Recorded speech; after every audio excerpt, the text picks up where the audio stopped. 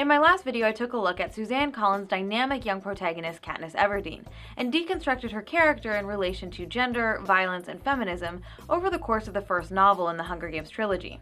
If you haven't seen it yet, go ahead and check it out.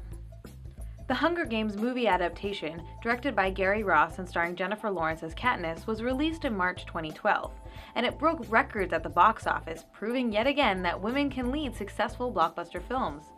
Take note, Hollywood. I had two big concerns going into the movie. First, that the violence would be glamorized, especially considering the medium of cinema tends to sensationalize explicit violence and gore.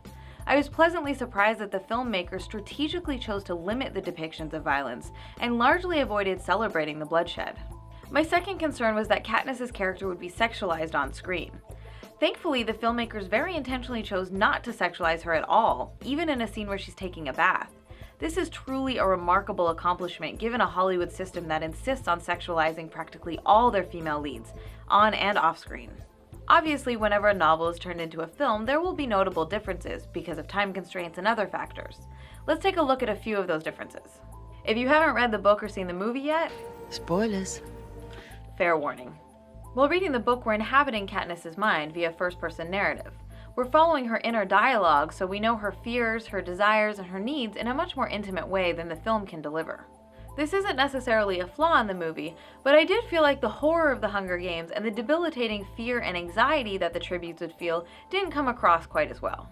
However, on screen, we are given some hints and clues into the complex feelings of Katniss via Jennifer Lawrence's incredible acting, and because the camera was able to linger long enough for the nonverbal expressions to come through.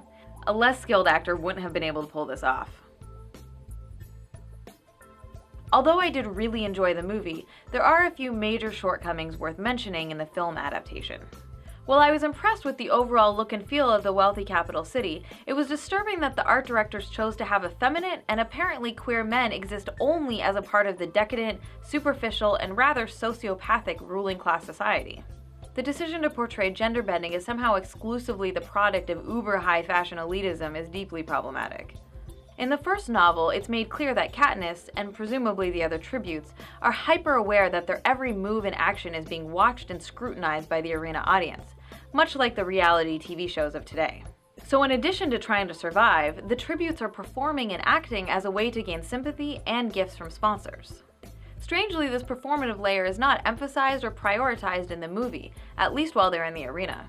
So for instance, in the book, it's made clear that Katniss is faking her affection for Peeta in order to solicit medical supplies, while in the movie it's more ambiguous, and we're led to believe that she may be genuine in her feelings for him. Later, what's interesting about the novel is that Katniss has difficulty separating the performative aspects of her relationship with Peeta for any genuine affections they might feel for one another underneath all the pretense. Secondly, when I watched this film in a packed theater on opening night, I experienced this horrible moment of cognitive dissonance in the scene where Thresh brutally murders Clove, the young female tribute from District 2. Here's the problem. We as the audience in the real world are watching a story in which a fictional capital audience in turn is watching and deriving pleasure from the death of children.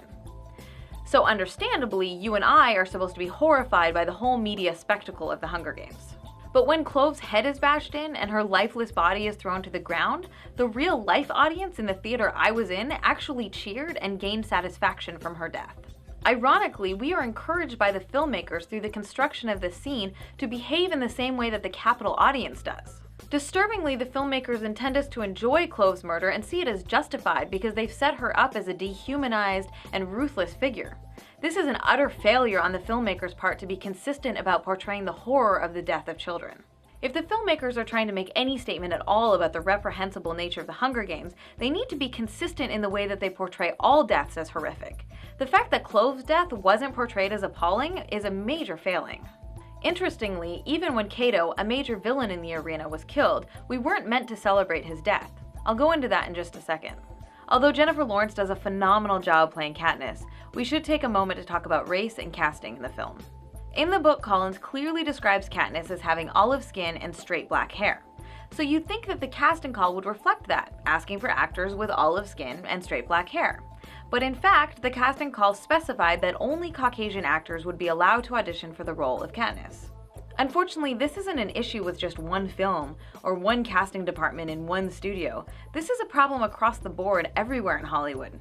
And one of the major consequences of this type of systemic whitewashing is that the stories of women of color rarely make it onto the big screen, and actors of color aren't even allowed to audition for most leading roles. For more information on challenging whitewashing in Hollywood, check out the Racebending website. I do want to point out a couple of things that I think the movie did better than the original novel. First, the film's format allows us to see multiple events happening simultaneously in different locations. So when Katniss shows compassion for the fallen Rue and then signals her solidarity with Rue's District 11, we are shown a cutaway of the spontaneous uprising in that district. This is missing from the book, but ends up being one of the most powerful and effective moments in the movie. Well, I think one of the major failings of the book and the movie was that there was no attempt, not even a little bit, to humanize the career tributes, including Cato, Clove, Glimmer, and Marvel. In the movie especially, they're portrayed as completely sadistic, inhuman monsters who take pleasure in killing to an exaggerated and unbelievable degree. However, the film version treats Cato slightly differently towards the end. In the scene where the 3 remaining players are trapped on top of the cornucopia, an emotionally distraught Cato laments the fact that all he knows about life is killing. He realizes that he isn't going to emerge victorious, and we see his carefully constructed, entitled reality fall to pieces. We're given a glimpse into the human being underneath the learned savagery. During this interaction, Cato turns towards the sky, taunting the game makers in the Capitol, saying, "Are we giving you a good show?" in a desperate and unhinged voice. This is a critical, humanizing moment that illustrates the twisted brutality of the games and its emotional impact on even the most ruthless players. This stands in stark contrast to the novel, where Cato is dehumanized from beginning to end. I'm really glad the film made this change, but I wish they would have humanized the other career tributes, at least a little bit. So in conclusion, I still highly recommend reading the first book and going to see the film. I think overall, and especially in comparison to the rest of what Hollywood has to offer, Katniss is one of the best young female characters I've seen on screen in a long time. Disappointingly, over the course of the next 2 books, Catching Fire and Mockingjay, Katniss's character growth not only stops, but actually regresses in many ways. I'll go into details about the failings of Book 2 and 3 in a future video, but for now I'll just say if you haven't read the 2 books already, I wouldn't bother. If you liked this video and want to see more in-depth analysis of female characters in popular culture, please support me in my work by donating today. You can visit feministfrequency.com/donate.